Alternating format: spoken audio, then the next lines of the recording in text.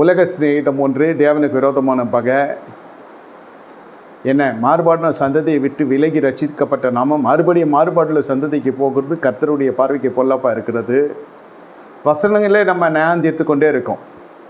எதனால் நம்ம கர்த்தருக்கு விரோதியாக மாறுகிறோம்? இரத்த பிரியர்கள், கர்த்தருக்கு அருவருப்பானவர்கள், அந்த வெட்டுறன் குத்துறன் அது இதுன்னு சர்ச்சுக்கும் வருவாங்க, திருவிருந்து எடுப்பாங்க, எல்லாத்துலேயும் முன்னணியில் நெஞ்சை நிமித்தி கொண்டு நிற்பாங்க. அது அவங்களுக்கு அது ஒரு பழக்கம். அது ஊழியம் பரிசுத்த ஊழியமோ அது அசுத்த ஊழியமோ, ஆனால் சபை என்ன வந்தால் நான் தான் அந்த இடத்துல லேண்டில் இருந்த பிரச்சனைகள் நான் தீர்த்து கொடுத்தேன்னுமா. சரி, எங்கள் தாத்தா தான் சபையை கட்டி கொடுத்து என்னென்னமோ அவங்களுடைய முக்கியத்துவத்துக்கு பல காரணங்கள் சொல்லுவாங்க. இப்படியெல்லாம் போய் கொண்டிருக்கிறது.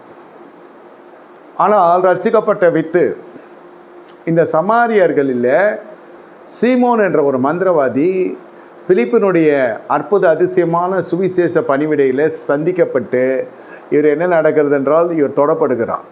கர்த்தர் தொடுகிறாரா? அற்புதங்கள் இவர்களை சந்திக்கிறதா? நல்லா புரிந்து கொள்ளுங்கள்.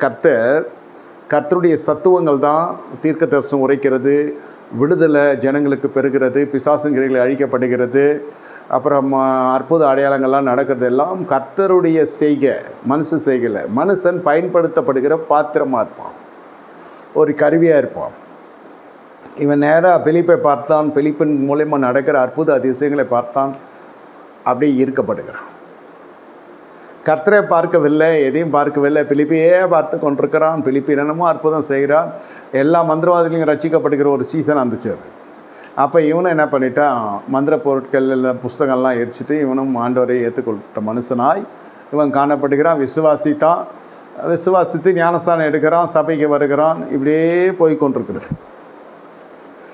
யாருமே கண்டுபிடிக்க முடியவில்லை.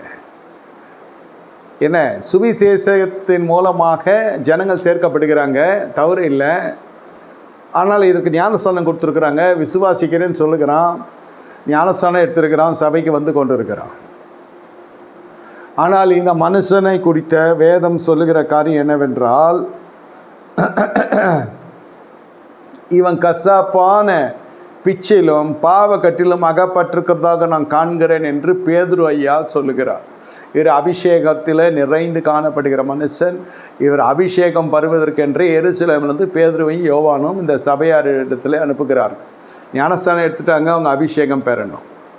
பேதுரு யார் மேலெல்லாம் கை வைக்கிறாரோ அவன் அபிஷேகம் பெற்றுக்கொண்டே இருக்கிறான். இது பிலிப்பை விட அட்டகாசமாக இருக்குது. பிலிப்பினுடைய ஊழியம், அவர் ஏஞ்சி பிரசங்கம் பண்ணணும், அதை கர்த்தரை உறுதிப்படுத்தணும், அங்கே அற்புத அடையாளங்கள் எல்லாம் நடக்கலாம், வேலை அதிகம். இவன் வந்தான் தொட்டான் அற்புதம் பெறணும். பார்த்தோன்னே சீமோன்